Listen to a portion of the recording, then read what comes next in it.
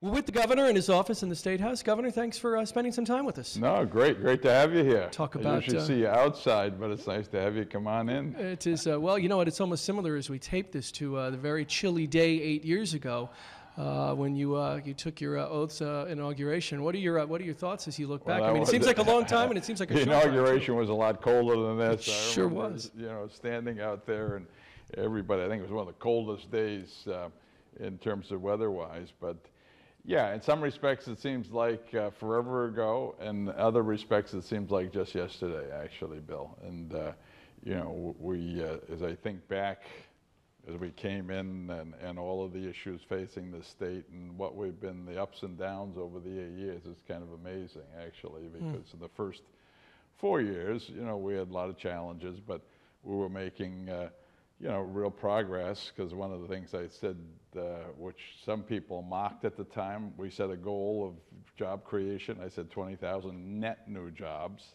over the 4 years. By the way, we actually did hit that at the end of the 4 years. And, you know, we're moving along, and then all of a sudden, you know, the world changed. The Great Recession started. And yeah, and, you know, but we're not alone in that. And you know, when I came into this, having lived in this state my whole life, Sue and I were born here, married here, raised our family here. We love this state. When I got into this, decided to run for office, I just sort of felt, which I still feel, we're suffering from decades of what I would call bad policy decisions, frankly, that have made the state not as competitive, have made public sector employment, for example, in the state or the cities and towns more attractive than private sector. That's not a formula for economic success, frankly, if you're incentivizing people to work for the public sector. And that's no aspersion to those people, but I just mean we have, for decades, built up, I think, costs we couldn't sustain, pensions and benefit structures we couldn't sustain, employment levels that could not be sustained, and as a result of that, had a tax structure that made us very uncompetitive. So we've been trying to turn all of those things in the last 8 years, and you know, and I think if somebody objectively looks at the pieces, we've actually made great progress, and I think I'm moving in a very large direction. Ship. That like a cruise ship. Well, Yeah. when you were elected, one of the first things you had made, and I'm sure you remember it like it was yesterday, the big audit.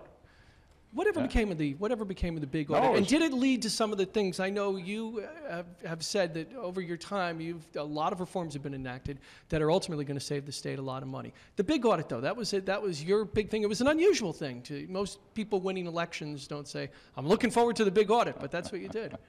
Well, that was all in the context of we needed to find ways to reduce the spending. And having spent my years in business, you do that constantly.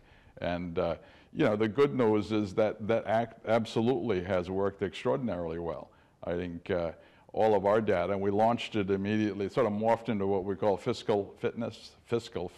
You know, everybody, you know, pump you up, we're going to get, and a lot of things came out of that, you know, one of the first things, for example, we changed the whole health contract that we had. At the time, Blue Cross was securing the state's health care plan, and the state was paying exorbitant rates for just the administration fee. So we went out to bid immediately, because I came from my company where we did that and we paid differently. And if memory served me, over the first 3 years of that contract, it was worth over $30 million of savings.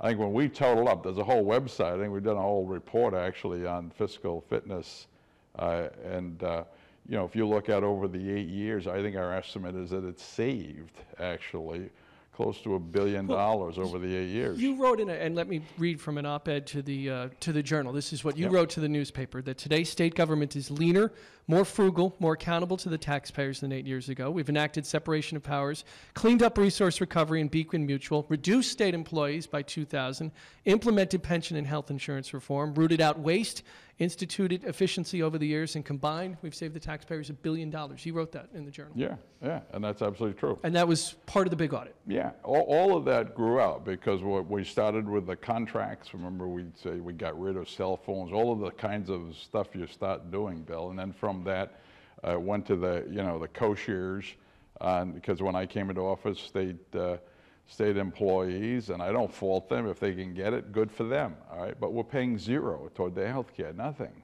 We're one of only 4 states in the country where that was the case. That's not fair. You know, the vast majority of the taxpayers out there are paying 15, 20%, some for small businesses higher.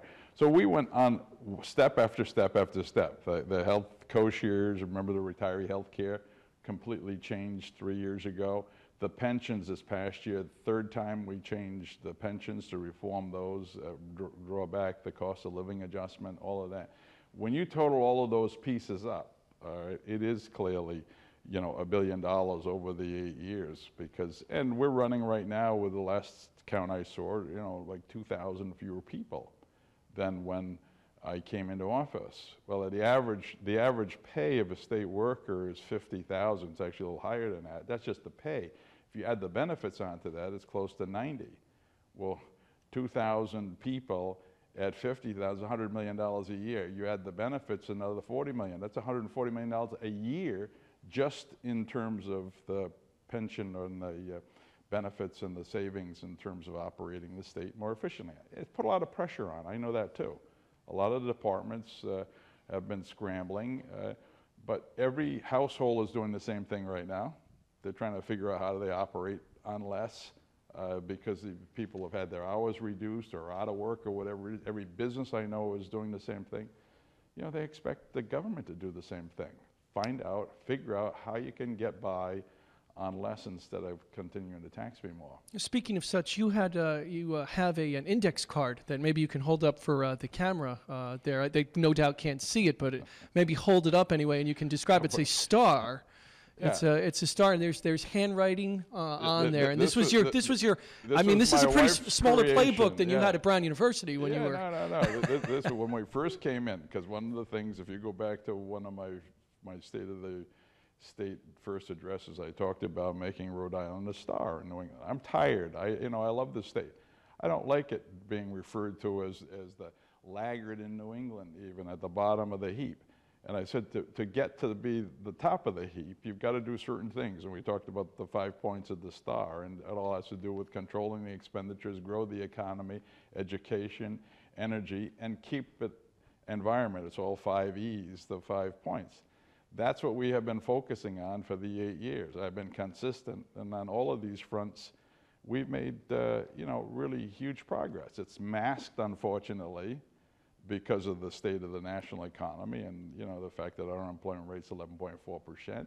Who would have thought 4 years ago that this would be where we are today? But I think that it's hard sometimes when you're in the middle of what we're in to sit back and say, okay, let's talk about the progress and the things that we have done, the foundation that we have laid, if you will, for the future.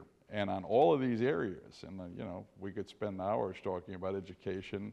We've recruited one of the finest commissioners in the country. She's setting all new standards in terms of what we expect out of our kids in terms of proficiency, but also the teachers in the schools.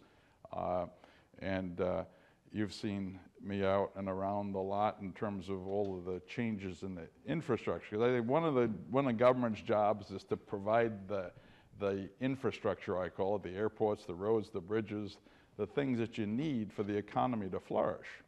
And we have invested, I lost track of the total, but it's well over $1 billion, probably $2 or $3 billion if you look at what's happening between the airport, the highway, 403, the new Secana Bridge. We just broke ground for the new Pawtucket Bridge. We're going to have commuter rail for the first time. When I first went to work at Oldstone Bank back in the early 70s, Bill, I used to take the train from East Greenwich into Providence to work, and then it disappeared.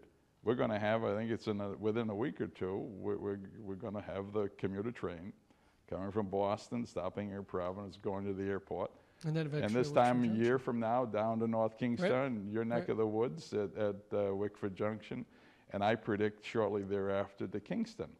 These are huge parts of what I call the infrastructure that I think government's job is to provide that so that the state can, the economy can grow and prosper. Well, speaking of the economy, when did it? Much of your tenure is overshadowed certainly by one of the worst economic situations, certainly in Rhode Island since the banking crisis, and I mean, some say a lot longer than that, maybe even the Great Recession. When did it become apparent to you that we were in as bad of an economic situation? Because I can tell you when it happened to me. I think the first time that I saw a report from the Department of Labor and Training when unemployment hit double digits really was, and then saw some of the national coverage where Rhode Island was being portrayed as one of the areas that was hardest hit in the countries. But when did it become apparent to you that the economy was as bad as it was and going to become a major issue, especially in your second term? Yeah, we began to see it really toward the end of '07. All right, you could see the employment numbers starting to sag, Bill. And what happened to Rhode Island, if you look at what's happened nationally in this recession, Great Recession, whatever it's referred to, it was a real estate bubble, huge bubble that burst nationally, in fact, internationally. And we go on for hours how that occurred, but it occurred.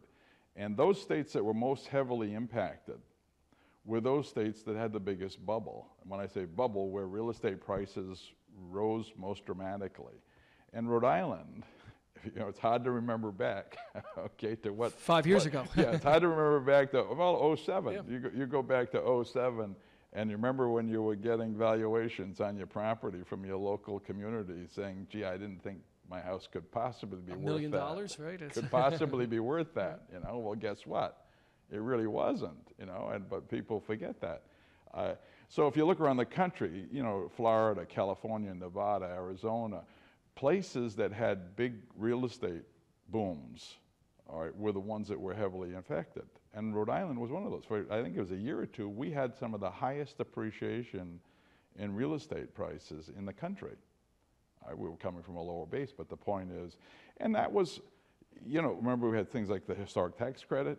You had, it wasn't that long ago, you had cranes all up here, building right between, around the corner here, yeah, sure. right up here with the addition onto the Weston, and when we sold that, built a new tower there, across the street here in the Renaissance, and all of the buildings downtown here. So we experienced a real boom, and so when the bust occurred, it hurt us, and I think that's what we've been trying to. Right now, we were actually starting before that, trying to diversify the economy of the state because we did not have a technology orientation. Remember, the last bust occurred in 1990 when the tech bubble, 2000 rather, the dot-com tech bust, bubble, yep. the dot-com bust. Well, Rhode Island we didn't have much of our economy in that. States like Massachusetts, California, other places really felt that severely. We didn't. We came right through that actually very well, Bill. But right now, we've been investing in those things. Let's take the universities, the knowledge, we call the knowledge economy, but in the sciences and the technologies of the future, and whether that be marine sciences, life sciences. And the good news is the taxpayers have been very supportive of investments in the university. We just got approval on the ballot for the new Center for Chemical and Forensic Sciences. We've got the Center for Biotechnology and Life Sciences. We already opened. I was down there for the topping out of the new pharmacy building. Huge investment going into the brain power, out of which will be the technologies of the future. They're going to really propel the state. We have the reputation of being governor first, and you've lived here your whole life. First in when the economy goes bad, last out. Do you think that what you've been able to do will arrest that somewhat the next time things go wrong, where we won't be on the beachhead, if you will? I believe it will. All right, these things take time. You don't change the economy of a state, overnight, Bill. But I think there are already signs that actually we're coming out of this. We're not seeing the unemployment rate come down as rapidly as I would like,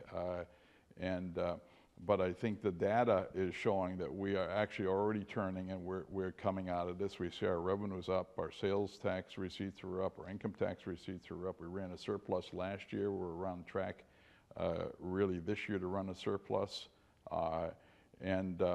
So I think the signs are there, and if we're successful in continuing these efforts to diversify the economy, get it more into the areas, as I said, of technology, innovation, the new areas, and built around the sciences, I think, the answer is we will be less susceptible and I think we'll be more resilient, frankly. It's been a tough go, no doubt about it. Hear it, and see it when you want it. On demand, audio and video at 630WPRO.com.